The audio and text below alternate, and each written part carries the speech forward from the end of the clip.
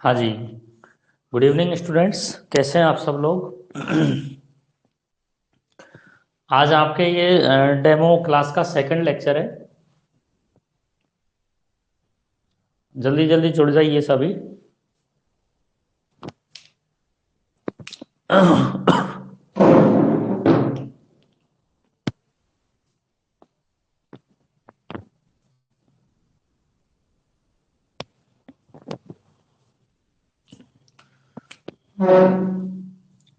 कल हमने आयुर्वेद का सामान्य परिचय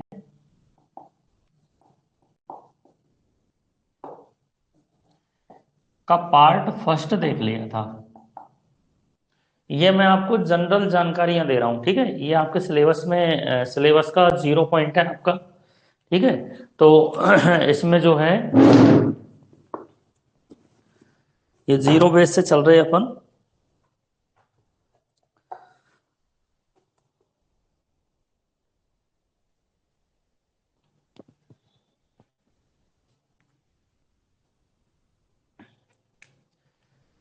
तो कल हमने आपकी जो 6 सब्जेक्ट हैं उनके बारे में देखा था कि कौन कौन सी आपकी 6 सब्जेक्टों के बारे में हम पढ़ाई करने वाले हैं, ठीक है। आज हम थोड़ा सा जो आयुर्वेद शब्द है उसके बारे में थोड़ा सा देख लेते हैं।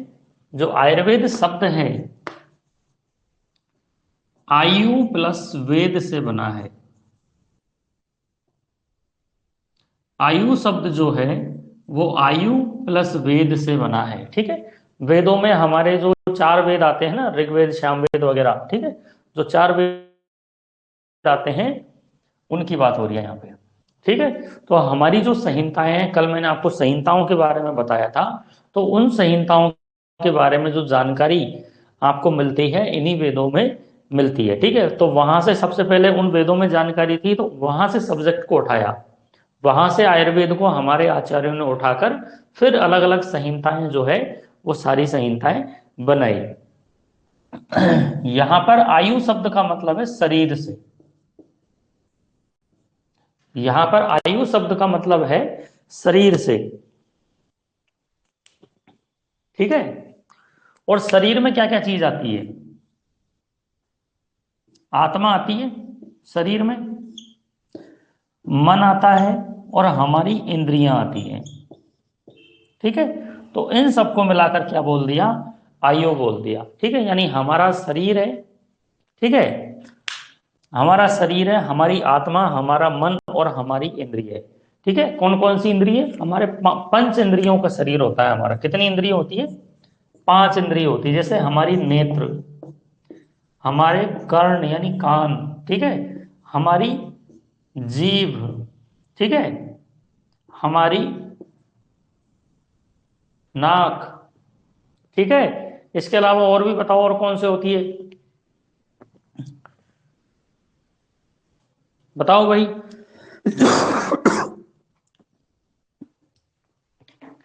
बोलो।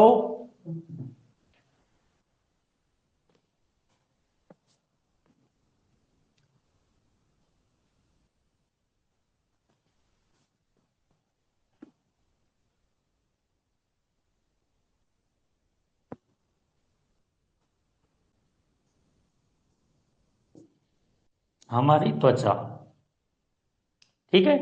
कौन सी होती है? हमारी त्वचा।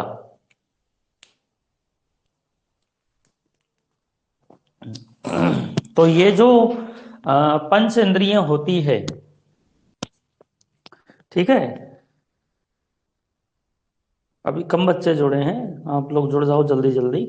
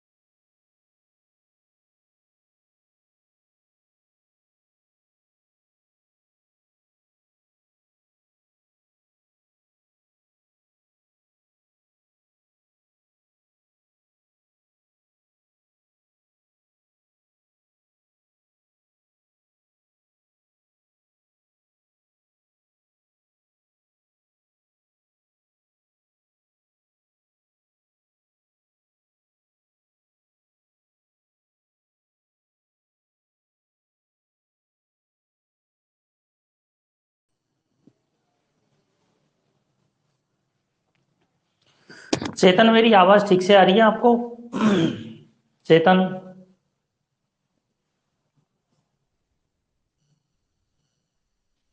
चेतन, कल्पेश, मेरी आवाज ठीक से आ रही है आपको?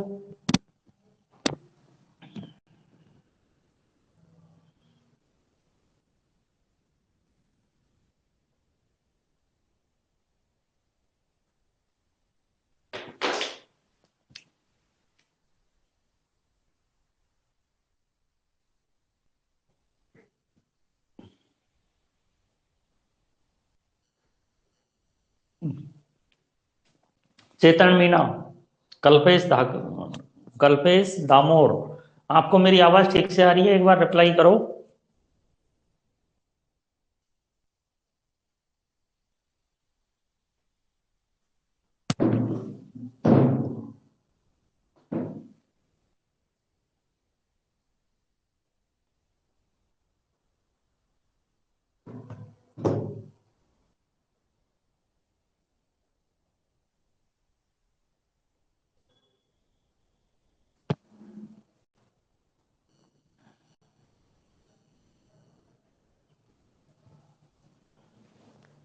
चलो तो आगे चलते हैं।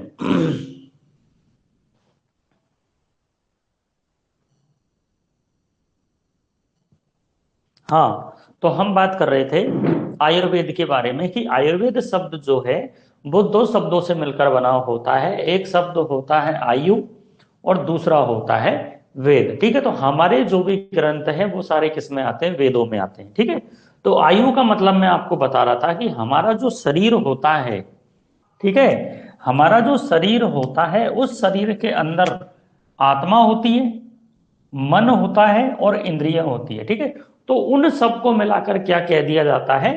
आयु कह दिया जाता है। ठीक है, तो यहां पर इसका मतलब क्या हो गया? हमारे ग्रंथ। ठीक है, तो हम आयुर्वेद का अध्ययन किस में कर रहे हैं? ग्रंथों में कर रहे हैं। इसलिए इसको मतलब हमारे शरीर का अध्ययन किस में कर रहे हैं? ग्रंथों में कर रहे हैं। इसलिए इसको क्या कह दिया? आयुर्वेद कह दिया। ठीक है, इस तरह से आपके जो आयुर्वेद शब्द है उसकी उत्पत्ति हुई है। मैं आपको बता रहा था इंद्रियों के बारे में। ठीक है, तो हमारे शरीर में इंद्रियां जो होती है वो 5 प्रकार की होती है।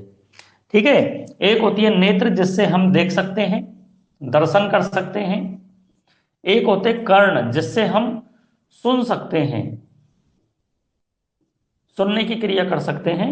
एक होती है जीभ, जिससे हम स्वाद ले सकते हैं। ठीक है, एक होती है नाक, जिससे हम सूंघ सकते हैं, यानी स्मेल को सूंघ सकते हैं। और त्वचा के द्वारा हम स्पर्श कर सकते हैं। ठीक है, कोई भी हमारी त्वचा पे जब टच करता है तो हमें पता लग जाता है कि किसी ने हमें टच किया है, यानी किसी ने हमें स्पर्श किया है। ठीक है, और हमारा जो मन जो होता है, ठीक है, हमारा जो मन होता है ना, हमारा मन इन सबको कंट्रोल करता है, इंद्रिय को। ठीक है, हमारा जो मन होता है ना वो इन सबको कंट्रोल करता है। अब देखो भाई कैसे कंट्रोल करता है, देखो समझो थोड़ा सा। अब जैसे मान लो आपकी आंखें हैं, ठीक है, अब आपकी आंखें हैं, ठीक है, अब एक नॉर्मल सी बात है, आप जैसे मान लो आपका किसी से झगड़ा हो गया है, ठीक है, मान लो आपको रास्ते में मिल गया, ठीक है, किसी से आपका झगड़ा हो गया और आपको वो रास्ते में मिल गया है, तो आप यही तो कहोगे कि मेरा उसे देखने का मन नहीं हो रहा है। यही तो कहोगे ना आप कि मेरा उसे देखने का मन नहीं हो रहा है। ठीक है, आपका जो इंद्रिय अंग है, यानी आपकी जो नेत्र है, वो तो देखने का कार्य करेगी, उसका तो काम है देखने का, चाहे वो सामने वाला अच्छा हो या बुरा हो। ठीक है, नेत्र का काम है देखने का। ठीक है, लेकिन अगर मन ने इजाजत नहीं दी है, ठीक है, अगर मन ने इजाजत नहीं दी है, ठीक है, तो ये इंद्रिय अपना कार्य नहीं कर सकती है, ये नेत्र उस व्यक्ति को नहीं देखेगा। ठीक है, अब जैसे मान लो मैं सीधा चल रहा हूं और बगल में कोई व्यक्ति ऐसा बैठा हुआ है जिससे मैं बात नहीं करना चाहता, उसको मैं देखना नहीं चाहता, ठीक है, तो अपन यही तो बोलेंगे ना, मेरा मन नहीं है उससे बात करने का, मेरा मन नहीं है उससे देखने का। ठीक है, लेकिन हमारी आंखों की, हमारी जो आंखें जो होती है हमारे मन के अधिकारों के अधीन चलती है।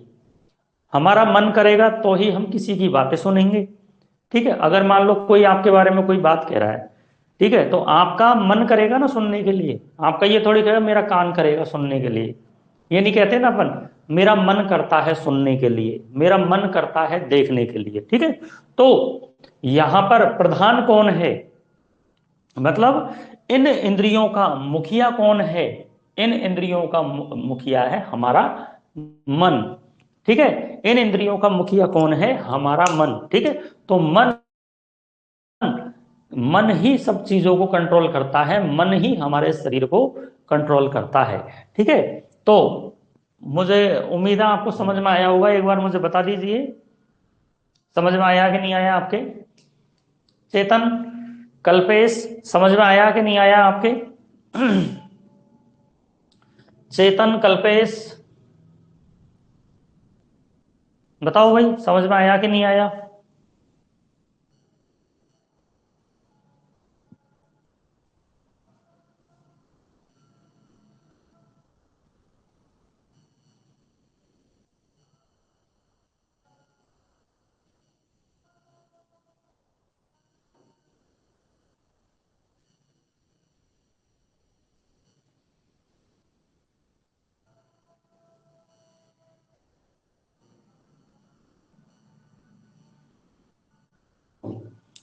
ठीक है, तो ये होता है हमारा आयुर्वेद। अब हम थोड़ी सी बात है ना हमारे शरीर की कर लेते हैं, ठीक है। थोड़ी सी अब हमारे इसकी बात हो गई, आयुर्वेद की बात हो गई। कल हमने अलग अलग सब्जेक्ट देखी थी, ठीक है। वो तो एक नॉर्मल सी बात थी आपके लिए कि मुझे बताना भी था आप लोगों की सब्जेक्ट कौन कौन सी है, और उन सब्जेक्टों में आप क्या क्या पढ़ाई करने वाले हो, और उसके बारे में मुझे कल आपको बताना था, ठीक है। आज हम स्टडी कर रहे हैं आयुर्वेद का सामान्य परिचय पार्ट सेकंड की, ठीक है। चलो थोड़ा सा आगे चलते हैं, इससे मन के बारे में देखते हैं अपन, ठीक है। सॉरी, मन के बारे में नहीं, शरीर के बारे में देखेंगे, ठीक है। तो जैसा कि आपको पता है कि अपना जो शरीर है, ठीक है, उसके अंदर क्या क्या चीज होती है। दो हाथ होते हैं, दो पैर होते हैं, ठीक है, एक सिर होता है, ठीक है। यही सारे अपने शरीर के अंग होते हैं, छाती होती है, गर्दन होती है, धड़ होता है, पीठ होती है, ठीक है। तो ये अपने शरीर के अलग अलग अंग है, ठीक है। मैं इसकी बात नहीं कर रहा हूं, मैं बात कर रहा हूं हमारा शरीर किसका बना होता है, हमारा शरीर किस चीज का बना होता है। आयुर्वेद तो कुछ और कहता है और मॉडर्न साइंस कुछ और कहती है, ठीक है। पहले बात करते हैं आयुर्वेद क्या कहता है, फिर हम बात करेंगे कि आधुनिक विज्ञान क्या कहती है, ठीक है। पहले अपन बात करेंगे कि आयुर्वेद क्या कहता है, उसके बाद में हम बात करेंगे कि आधुनिक विज्ञान क्या कहती है, ठीक है। तो आयुर्वेद ये कहता है कि हमारा जो शरीर जो होता है ये पंच महाभूत का बना होता है।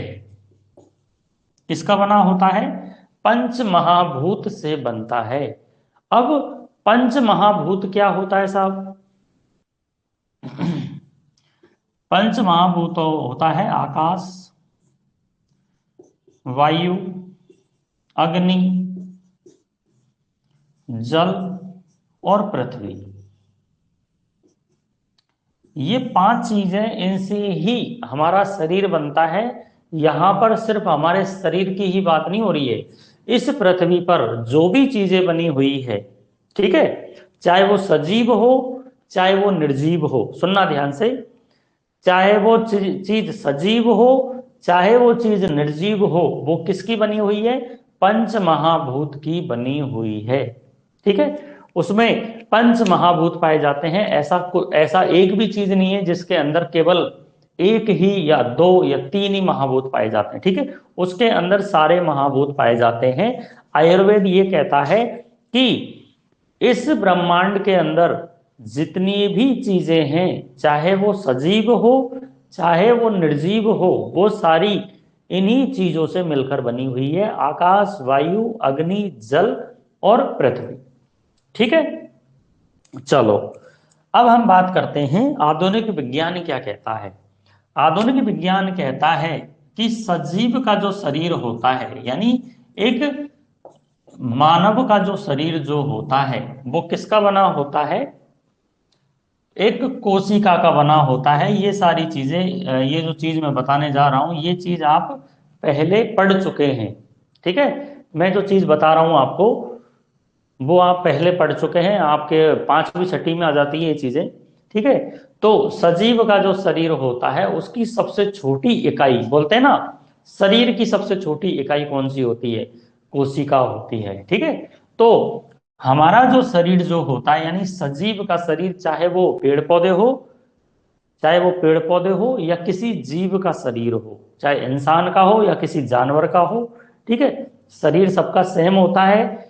ठीक है, तो वो जो शरीर है वो किसका बना होता है, कोशिका का बना होता है। ठीक है, जबकि अगर हम निर्जीव की बात कर लें अभी, ठीक है, अगर हम केमिस्ट्री में चले जाएं, रासायनिक विज्ञान में जाएं और हम देखें कि भाई निर्जीव किसके बने, क्योंकि केमिस्ट्री में अपन किसके बारे में बात करते हैं, रासायनिक विज्ञान में अपन निर्जीव चीजों के बारे में बात करते हैं। ठीक है, तो निर्जीव चीजें जो होती है वो किसकी बनी होती है, अणु की बनी होती है। एटम का नाम आपने सुना होगा, एटम। ठीक है, एटम का नाम आपने सुना होगा, अणु उसी की बनी होती है सारी चीजें।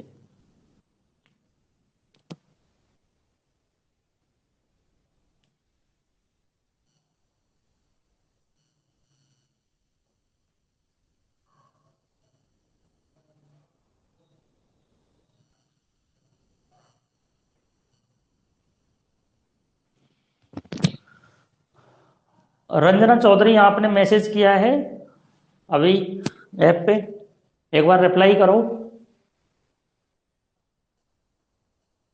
रंजना चौधरी, मेरी आवाज आ रही है आपको?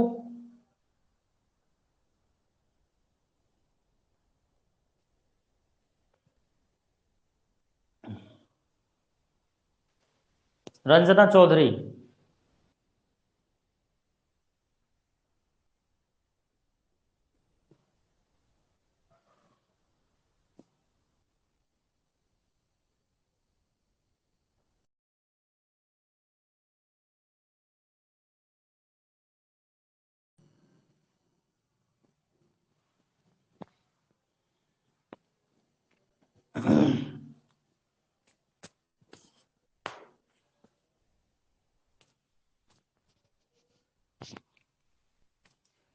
हाँ रिप्लाई भी कर सकते हैं।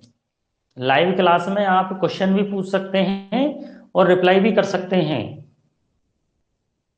ये चैट बॉक्स इसलिए है, साथ में चैट बॉक्स, चैट लिखा हुआ है ना, उस चैट पे आप क्लिक करोगे तो उसमें आप मेरे से चलती क्लास में सवाल भी पूछ सकते हैं। अगर आपको कोई चीज समझ में नहीं आई है तो मैं उसको आपको फिर से समझाऊंगा। लाइव क्लास का मतलब ही ये होता है, लाइव क्लास का मतलब ये नहीं होता है कि आपके फोन पे स्क्रीन चल रही है और आप सिर्फ उसको देख सकते हैं।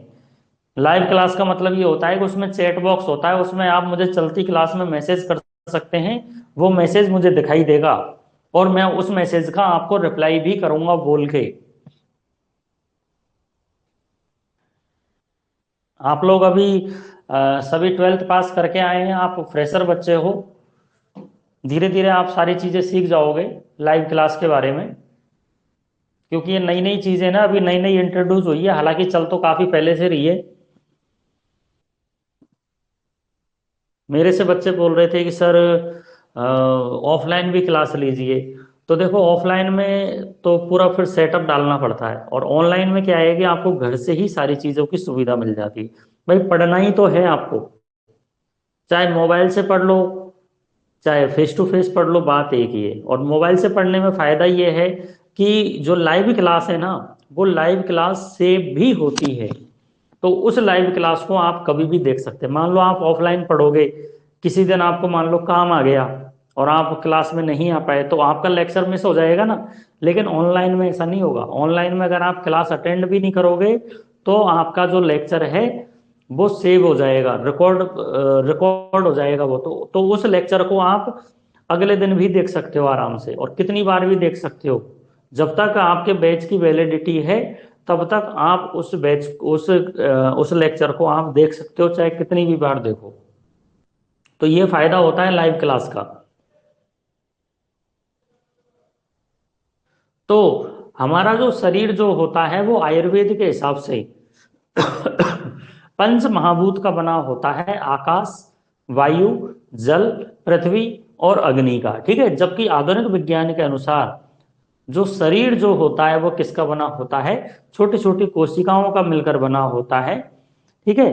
तो उन सभी कोशिकाओं से मिलकर क्या बनता है, एक शरीर बनता है। और शरीर कैसे बनेगा वो देखते हैं अपन थोड़ा सा।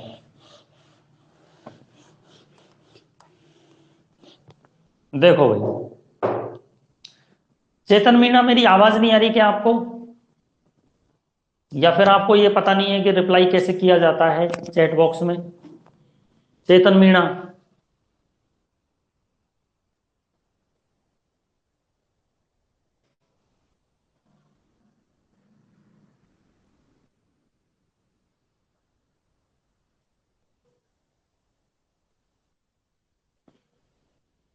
आप कौन से बैच से हो? आपने अभी क्लास फ्रेशर बच्चे हो या फिर आप फर्स्ट ईयर में अभी पढ़ रहे हो? बताओ थोड़ा सा। या सेकंड ईयर के बच्चों, कौन से बैच के हो आप? चेतन शर्मा, चेतन मीणा।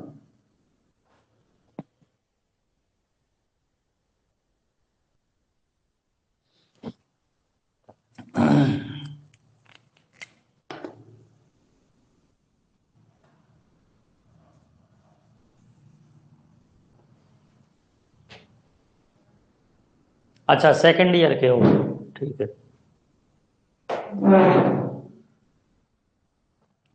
तो ये तो सारी बेसिक चीजें हैं, ये तो आपको सबको पता होगा। चेतन, ये तो सारी चीजें आपको पता होंगी ना। तो हमारा जो शरीर जो होता है, ठीक है, किसका बनता है, कोशिका का बनता है। कोशिका यानी सेल, ठीक है, किसका बनता है, कोशिका का बनता है। अच्छा, पंचकर्म में बैक है आपके?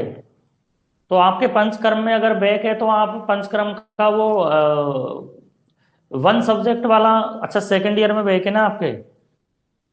ऐसा करना, आप मुझे क्लास खत्म होने के बाद में कॉल करना, ठीक है। आपकी समस्या का समाधान कर दूंगा मैं।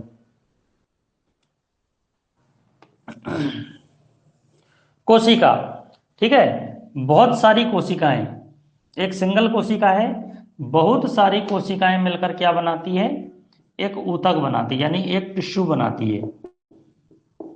क्या बनाती है, एक टिश्यू बनाती है, ठीक है।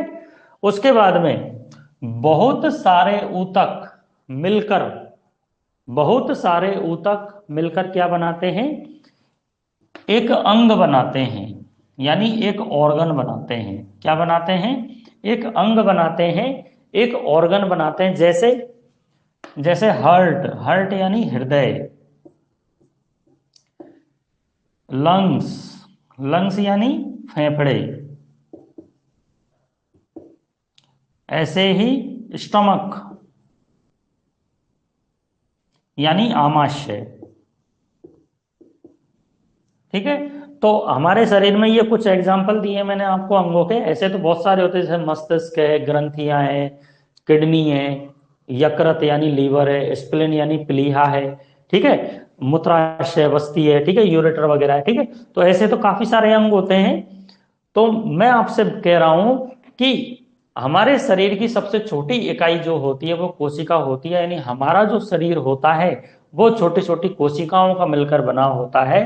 तो बहुत सारी जो कोशिकाएं जो होती है वो मिलकर क्या बनाती है, एक ऊतक का निर्माण करती है, ठीक है। और फिर वो ऊतक इकट्ठा होकर किसका निर्माण करते हैं, एक अंग का निर्माण करते हैं, ठीक है। और अंगों से किसका निर्माण होता है, अंगों से निर्माण होता है तंत्र का, यानी एक सिस्टम का।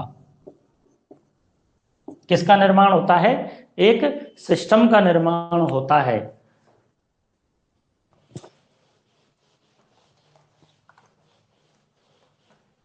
ठीक है। एक तंत्र का निर्माण होता है, जैसे आपने पढ़े होंगे 10th में, आप लोग पढ़ के आए होंगे, जैसे पाचन तंत्र, परिसंचरण तंत्र, ठीक है, श्वसन तंत्र,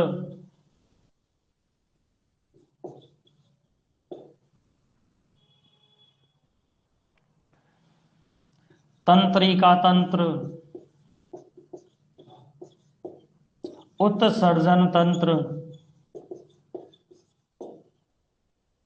जनन तंत्र। पढ़े थे ना आपने 10th में? 10th में सारी चीजें पढ़ के आए हैं आप। डाइजेस्टिव सिस्टम, पाचन तंत्र यानी डाइजेस्टिव सिस्टम, परिसंचरण यानी सर्कुलेटरी, सर्कुलेटरी सिस्टम,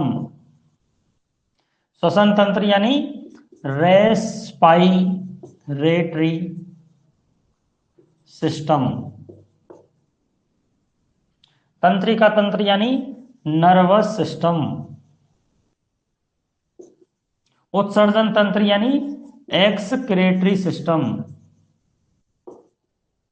और जनन तंत्र यानी रिप्रोडक्टिव सिस्टम। पढ़े थे ना आपने? ये सब किसमें होते हैं? मानव शरीर में ही होते हैं ना ये सारे तंत्र, ठीक है। तो हम क्या बात कर रहे हैं? कोशिका है, बहुत सारी कोशिका मिलकर ऊतक बना रही है, ऊतक से अंग बन रहे हैं, ठीक है।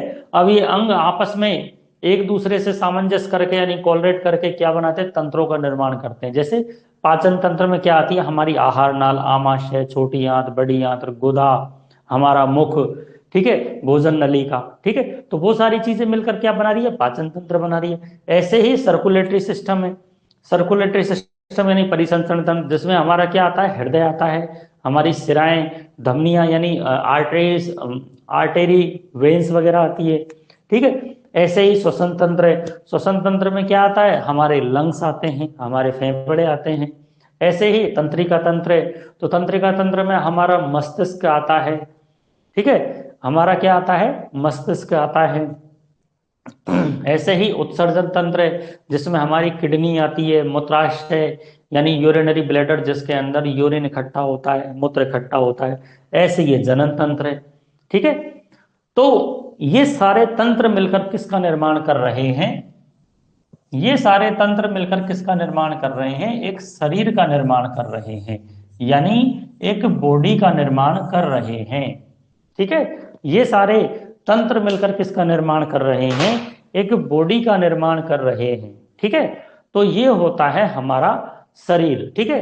तो ये इतना बड़ा शरीर है, और ये कोशिका सबसे, उसका सबसे छोटा पार्ट है कोशिका हमारे शरीर की, ठीक है। इसलिए इसको क्या कहते हैं? एक 10th में एक रटी रटाई चीज आती है, संरचनात्मक, शरीर की संरचनात्मक एवं क्रियात्मक इकाई किसे कहते हैं?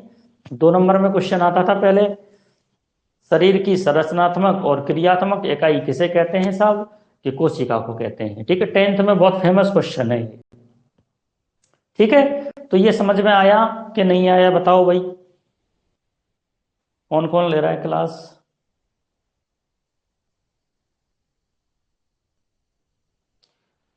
भगवान सिंह, कल्पेश, चेतन, अनुराग, रंजना, समझ में आ रहा है क्या आप लोगों को? आप में से कोई फ्रेशर भी है क्या?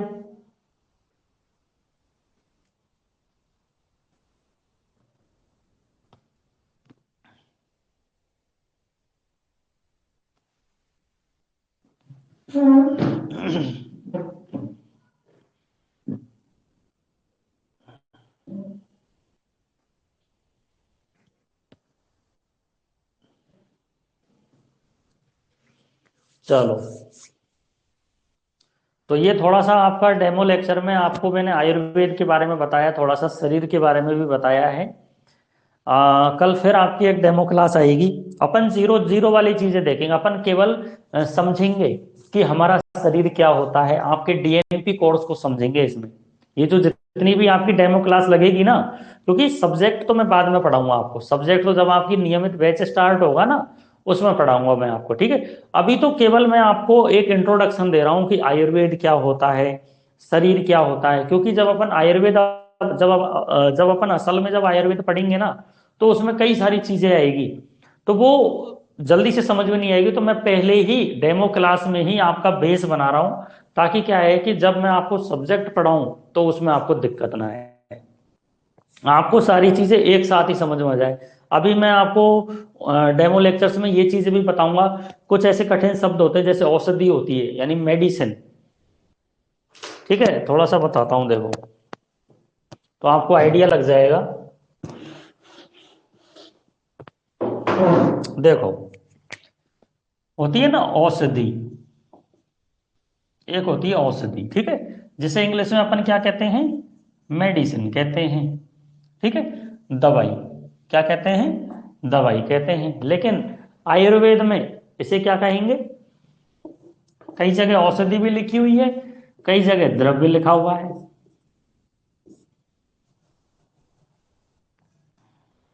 द्रव्य, क्या बोलेंगे इसको, द्रव्य,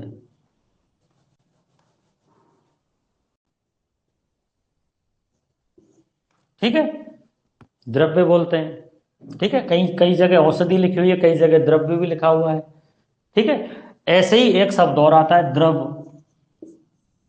द्रव्य अलग है और द्रव अलग है, ठीक है। तो द्रव क्या है, लिक्विड है, द्रव का मतलब क्या है, एक लिक्विड है, और द्रव्य का मतलब क्या है, औषधि है, ठीक है।